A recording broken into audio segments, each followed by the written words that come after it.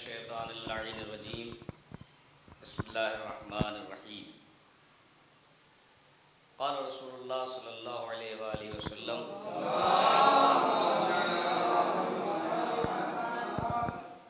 والذی من ترکہ من جبار قسمہ اللہ، یہ وہ کتاب ہے جسے کوئی جابر مسترد کر دے تو خدا اسے ہلاک و نابود کر دے گا۔ ظاہر ہے یہ حدیث مبارکہ اور خود قرآن مجید کی پہلی آیت کریمہ جس میں ارشاد ہوتا ہے کہ الف لام میم ذالک الکتاب لا ریب فیہ، یہ وہ کتاب ہے کہ جس میں کوئی شک نہیں ہے۔ اس کے علاوہ خود قرآن نے مسلسل کئی مقامات پر جن و انس کو دعوت دی ہے کہ وہ اگر چاہیں تو مل کر جواب لے آئیں ایک سورے کا، ایک آیت کا، لیکن 1400 سال سے آج تک کوئی انسان یا کوئی طاقت، کوئی بھی جابر یا اہل باطل کی طرف سے کہیں سے کوئی جواب نہیں دے سکا۔ البتہ اب اعتراضات جو ہو رہے ہیں، ان اعتراضات کے پس منظر میں سب سے پہلے چیز یہ ہے کہ قرآن فہمی ہونا چاہیے کہ قرآن مجید نے کسی کو قتل کرنے کے لیے نہیں کہا۔ اسلام کا قانون یہ ہے کہ اسلام ہمیشہ اپنے دفاع میں جنگ کرتا ہے۔ یہی تاریخ پیغمبر رہی ہے کہ پیغمبر کے زمانے میں جتنی بھی جنگیں ہوئی ہیں ان میں حملہ ہمیشہ باطل نے کیا ہے، دشمن نے کیا ہے، اور اسلام نے دفاع کیا ہے۔ لہذا دہشت گردی کا کوئی تعلق نہ قرآن مجید سے ہے نہ اسلام کے قانون سے ہے، اس لیے کہ اسلام سلامتی کے معنوں میں ہے۔ خود دین اسلام کہتے ہی ہیں سلامتی کا مذہب، لہذا ایسے میں سلام علیکم، علیکم السلام، مسلسل ہر روز ہر انسان جو بھی مسلمان ہے وہ ایک دوسرے کو دعائیں دیتے ہیں کہ صاحب جو ہے آپ پر سلامتی، پلٹ کے انسان کہتا ہے آپ پر بھی سلامتی۔ لیکن ایسے حالات میں وسیم رضوی جیسے افراد کہ جن کی کوئی حقیقت نہیں ہے، جب اس زمانے سے کہ جب خانہ کعبہ کی دیواروں پر لوگ اپنے قصائد کو آویزہ کر کے نازا ہوتے تھے، آج تک انا آتینا کل کوثر کا جواب نہیں لا پائے، تو اب ایسے حالات میں وسیم رضوی جیسے لوگوں کی کوئی حقیقت نہیں ہے۔ البتہ یہ دشمن کے اعلی کار بنے ہوئے ہیں اور اس کے پیچھے پوری سازش صہیونیت کی ہے، یہودیت کی ہے۔ انہوں نے اس سے پہلے یہ کام کیا تھا اور پھر انہوں نے ایک اعلی کار بنایا۔ وسیم رضوی کو سمجھنا چاہیے کہ اللہ کا عذاب ہے کہ اس کے بیوی، اس کے بچے، اس کے ماں بھائی سب نے اسے چھوڑ دیا ہے، اور وہ چونکہ اللہ نے اسے اس قدر گمراہ کر دیا ہے کہ ایسے میں بھی وہ مولا کائنات کا سہارا لے رہا ہے۔ مولا کائنات نے یا اس خاندان نے جو قربانیاں دی ہیں وہ اسی کتاب خدا کو بچانے کے لیے، دین اسلام کو بچانے کے لیے قربانیاں دی ہیں۔ لہذا ہم یہاں جو جمع ہوئے ہیں اہل جلال پور علماء کرام، ہمارے طلاب اعظام، ہم پورے طور پر حوض علمیہ امام الصادق کے اساتذہ علماء مولانا حسن مہدی صاحب قبلہ اور دیگر علماء کرام، یہ سارے لوگ یہاں اس لیے جمع ہوئے ہیں کہ ہم اسے مسترد کرتے ہیں، مذمت کرتے ہیں، اور کبھی بھی اسلام کے خلاف اگر کوئی آواز اٹھے گی تو ہم ہمیشہ سینہ سپر رہیں گے۔ حکومت سے ہماری یہ درخواست ہے کہ اس کی اپیل کو مسترد کر دیا جائے اور اسے گرفتار کیا جائے، اسے سزا قرار واقعی سزا دی جائے، تاکہ آئندہ کوئی انسان لوگوں کے درمیان اختلاف و انتشار پیدا کرنے کی کوشش نہ کرے۔ قرآن میں کوئی تحریف نہیں ہے۔ قرآن روز اول سے جو اہل سنت حضرات پورے امت مسلمہ جس قرآن کو مانتی ہے اسی قرآن مجید کو اہل تشیع بھی مانتے ہیں، اس میں کوئی تبدیلی نہیں ہے۔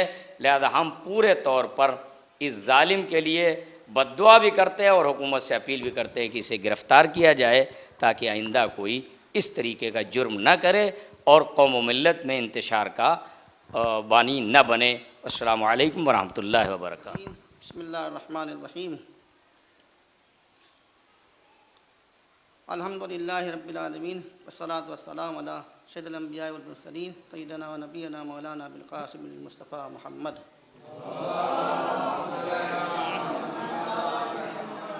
ولعنۃ اللہ علی آلہم اجمعین من یومنا ھذا الی قیام یوم الدین، اما بعد۔ فقد قال اللہ سبحانہ تبارک و تعالی فی کتابہ المبین وہو اصدق القائلین۔ بسم اللہ الرحمن الرحیم۔ الف لام میم ذالک الکتاب لا ریب فیہ ھدی للمتقین۔ سب سے پہلے میں یہاں پر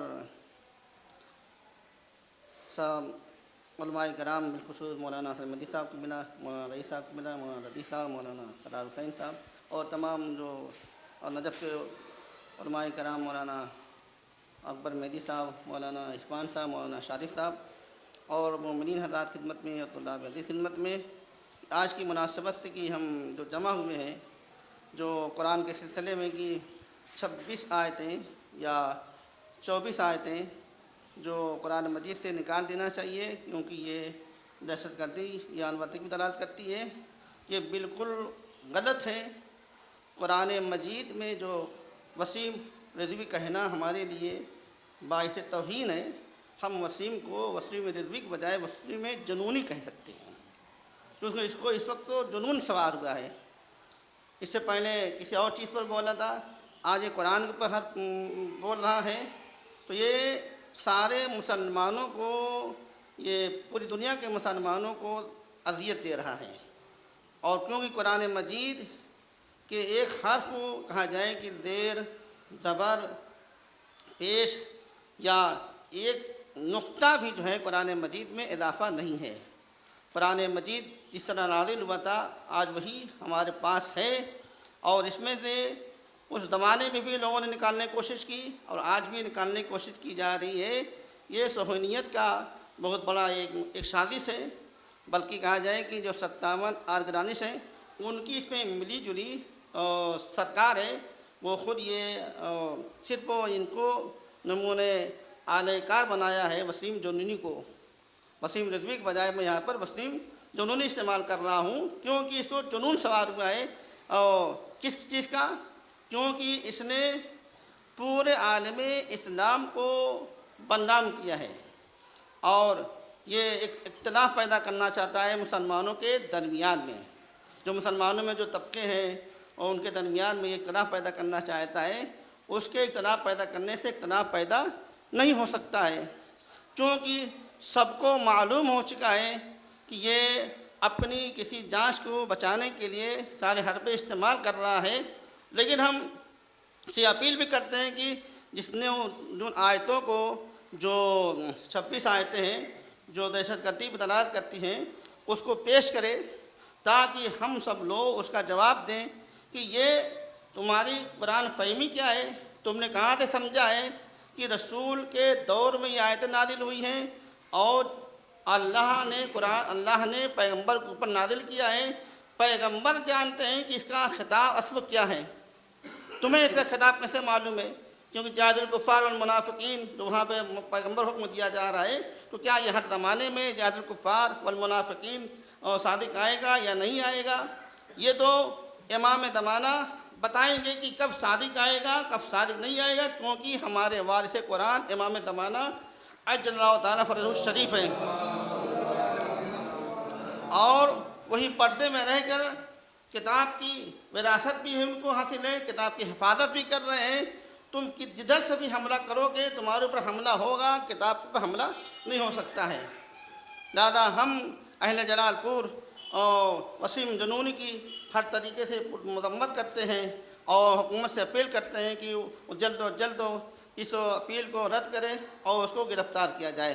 وصلی اللہ علی محمد وعلی آلہ الطیبین الطاہرین۔ ان اللہ وملائکتہ یصلون علی النبی یا ایھا الذین آمنوا صلوا علیہ وسلموا تسلیما۔ اعوذ باللہ من الشیطان الرجیم، بسم اللہ الرحمن الرحیم۔ الحمدللہ وکفی والسلام علی عبادہ الذین اصطفی، اما بعد۔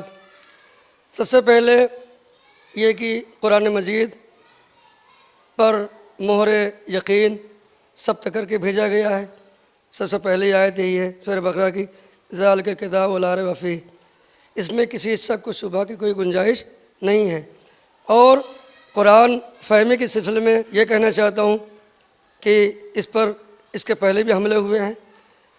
11ویں امام کے زمانے میں تناقض القرآن کے نام پر جو ہے عنوان سے کتاب لکھی گئی، جس کا جواب دیا گیا۔ بیچ میں بھی ہوتے رہے ہیں، لیکن میں یہ کہنا چاہتا ہوں کہ سب سے پہلے قرآن مجید کی آیات کو سمجھنے کی صلاحیت ہونی چاہیے، اس کے بعد پھر اعتراض کرنا چاہیے۔ دو لفظ پر اعتراض ہوگا شاید، ایک ہوئی قاتلو پر، ایک جاہدو پر۔ قاتلو اور جاہدو کا مطلب یہ ہے کہ جاہدو کا مطلب یہ ہے کہ جس انسان کے اندر کوئی خراب صفت ہو اس کو نکالا جائے اور اچھی خوبیاں اس کے اندر ڈالی جائیں، یعنی ہم کو برائی کو ختم کرنا ہے، برے لوگوں کو ختم کرنا نہیں ہے، یہ میسج ہے قرآن کا۔ لہذا جہاد کا مطلب یہ نہیں ہے کہ لڑائی کرنا، اور قاتلوں کا مطلب یہ ہے کہ وہ انسان جو فتنہ پیدا کرتے ہیں، جو حملہ کرتے ہیں، ان کے ساتھ مقاتلہ کرنا ہے۔ قرآن مجید کی خود آیت کہتی ہے وَقَاتِلُوهُمْ حَتَّى لَا تَكُونَ فِتْنَةٌ، ان سے مقاتلہ کرو یہاں تک کہ یہ فتنہ ختم ہو جائے۔ تو اس سے خود پتہ چلتا ہے کہ قتال اس لیے اسلام نے واجب کیا ہے تاکہ زمانے سے فتنہ و فساد دور ہو جائے۔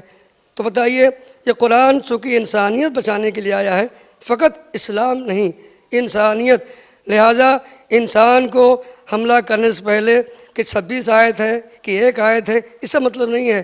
مطلب یہ ہے کہ قرآن مجید میں جب ایک حرف پہ کم نہیں کیا جا سکتا، زیادہ نہیں کیا جا سکتا، تو 26 آیتیں بہت دور ہیں۔ لہٰذا یہ تو ایک احتجاج ہے جو ظاہری طور پر ہے۔ حوزہ علمیہ امام الصادق کریم پور جلال پور میں ہو رہا ہے، مولانا حسن میری صاحب بزرگ کے نزدیک، اور مدیر حوزہ رئیس حیدر صاحب اور تمام علماء کرام طلاب نظام جمع ہیں۔ تو اب یہاں پر یہ جو احتجاج ہو رہا ہے ظاہری ہے، باطنی احتجاج تو یہ ہے کہ اس 26 آیتوں کو صراحت کے ساتھ بیان کیا جائے، اور ہمارے علماء مکمل طریقے سے بیٹھے ہوئے ہیں اس کا ایک ایک آیت کا جواب دینے کے لیے۔ تو انشاءاللہ حکومت کو چاہیے کہ اس کا ساتھ نہ دے، بلکہ وہ پورے ہندوستان کے اندر فتنہ پیدا کرنا چاہتا ہے۔ چونکہ وہ بھی کچھ دن پہلے گیا تھا نیپال، وسیم رضوی، وہاں پر پاکستان اور چین کے لوگوں نے ملاقات کی ہے۔ اس سے نہیں پتہ چلتا کہ وہ جو ہندوستان کے اندر وہ فتنہ پیدا کرنا چاہتا ہے۔ وہ جھوٹ بولتا ہے کہ بیوی بچے سے دور ہے، نہیں، اس نے پہلے اپنی بیوی بچوں کو شارجہ پہنچا دیا ہے۔ شارجہ میں اس کا کاروبار ہے شراب کا، وہاں شراب پی جاتی ہے، جوا کھیلا جاتا ہے، زنا کیے جاتے ہیں۔ اس کے کئی بیویاں ہیں، ایک بیوی جو ہے اس کو نقلوں میں رکھا ہے جو عیاشی کا اڈا ہے۔ لہٰذا مجھے اس بات کو نہیں کہنا ہے، مطلب یہ ہے کہ اپنے تمام کرتوت کو چھپانے کے لیے مقدس کتاب کے اندر 26 آیتوں کا سہارا لے کے دنیا انسانیت کے خلاف جو سازشیں ہیں اس کا سہارا لے کر منبر عام پر اس کو لایا گیا ہے، تاکہ اسلام کے اندر جو فرقے ہیں وہ آپس میں ایک دوسرے کے ساتھ دست و گریباں ہوں۔ انشاءاللہ امید یہی ہے کہ مسلمان لوگ اپنے عقل کا ثبوت دیں گے اور متحد ہو کر اس شخص کا، اس کافر اور ملحد کا مقابلہ کریں گے، اور امیدوار ہوں کہ حکومت اس کو گرفتار کرنے میں جلد جلد جو ہمارا ساتھ دے۔ السلام علیکم ورحمۃ اللہ وبرکاتہ۔ من الشیطان الرجیم، بسم اللہ الرحمن الرحیم، وبہ نستعین وہو خیر الناصر ومعین، اما بعد فقد قال رسول اللہ صلی اللہ علیہ وآلہ وسلم صلی اللہ علیہ وسلم لا تزیغ بہ الاہواء۔ سنن ترمذی میں یہ حدیث ہے کہ قرآن وہ کتاب ہے کہ دنیا کی اگر تمام افراد اپنی خواہشات کے مطابق اس کتاب میں کچھ اضافہ کرنا چاہیں یا کچھ کم کرنا چاہیں تو نہ کوئی اضافہ کر سکتا ہے، نہ اس کے الفاظ و حروف میں کوئی کمی کی جا سکتی ہے۔ کل بھی قرآن کریم ہر طرح کی تحریف سے محفوظ تھا، آج بھی قرآن کریم ہر طرح کی تحریف سے محفوظ ہے، اور انشاءاللہ آئندہ بھی ہر طرح کی تحریف سے محفوظ رہے گا۔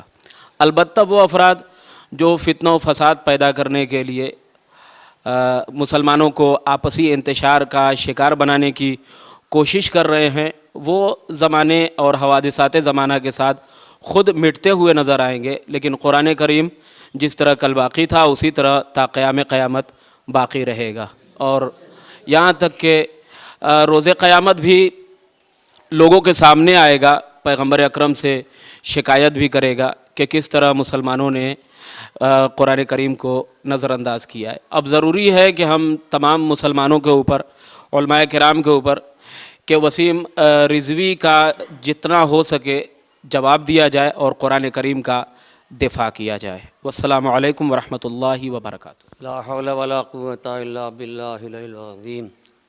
اعوذ باللہ من الشیطان الرجیم۔ بسم اللہ الرحمن الرحیم۔ الف لام میم ذالک الکتاب لا ریب فیہ ھدی للمتقین۔ یہ وہ کتاب ہے کہ جو سراپا ہدایت ہے متقین کے لیے، اور اس کتاب میں نہ کوئی ریب ہے نہ کوئی عیب ہے۔ ہاں اس کو عیب دکھائی دیتا ہے جو خود عیبی ہو۔ یہ قرآن مجید جس میں پروردگار عالم نے اعلان فرمایا ہے، ہم تو قرآن میں وہی چیز نازل کرتے ہیں کہ جو اہل ایمان کے باتیں شفا ہے، رحمت ہے۔ ولا یزید الظالمین الا خسارہ۔ ہاں بات یہ ہے کہ اہل ایمان کے باتیں شفا ہے، مومنین کے لیے شفا ہے، لیکن جو ظالمین ہیں، نافرمان ہیں، بے ایمان ہیں، ان کے لیے گھاٹا ہی گھاٹا ہے۔ یہ قرآن مجید کے بڑے واقعات ہیں۔ مجھے ایک بات ابھی بھی یاد آئی کہ ہمارے آپ کے 11ویں امام حسن عصری صلاۃ والسلام کا دور ہے۔ اس دور میں بھی قرآن کے خلاف لکھا جا رہا تھا، جس کا بہت ہی مشہور نام ہے فلسفی اسحاق ہندی۔ وہ لکھ رہا تھا تناقض القرآن۔ یہ خبر ہمارے آپ کے 11 امام کو ہوئی کہ قرآن کے بارے میں ایسا لکھا جا رہا ہے۔ اسی کے شاگرد کو اپنے پاس بلایا، صرف ایک جملہ پہنچا دیا وہاں تک، جس کا نتیجہ یہ ہوا اس کام سے وہ بالکل ہی الگ ہو گیا۔ اور جملہ یہ تھا کہ جو اللہ کا مقصد ہے، کیا تم وہ مقصد پہچانتے ہو؟ تم نے جو کچھ لکھا ہے کہ تناقض قرآن یہ مقصود خداوندی کے خلاف ہے یا اس کے موافق ہے، تمہیں کچھ خبر ہے؟ تو کہتا ہے کہ نہیں، عربی زبان میں تو ایسا ہے کہ ایک لفظ کے 50 معنی ہیں، یہ ہو سکتا ہے کہ اس کا مقصد کچھ اور ہو، میرا مقصد کچھ اور ہو۔ نتیجہ یہ ہوا اس نے جو کچھ لکھا تھا اپنی ساری تحریر کو نظر آتش کر دیا۔ بہرحال یہ قرآن مجید قرآن ہے، قرآن رہے گا، اس میں نہ کوئی تبدیلی ہو سکتی ہے، نہ کوئی بات کہی جا سکتی ہے۔ بس آخری جملہ کہہ دوں کہ اگر آج قرآن باقی ہے تو قرآن کا بچانے والا بھی باقی ہے۔ اگر آج قرآن ہے تو وارث قرآن بھی ہے، اگر قرآن باقی ہے تو قرآن کا محافظ بھی قائم ہے۔ اور ایسا خلاف بولنے والا جو قرآن مجید خلاف بولے، بہرحال وہ لعنتی ہے، وہ دین سے خارج ہے۔ جتنا بھی اس کو برا کہا جائے وہ کم ہے۔ آج اس قرآن کا محافظ پردے غیب میں ہے، اس پہ انشاءاللہ کوئی آنچ نہیں آ سکتی۔ وآخر دعوانا ان الحمدللہ رب العالمین۔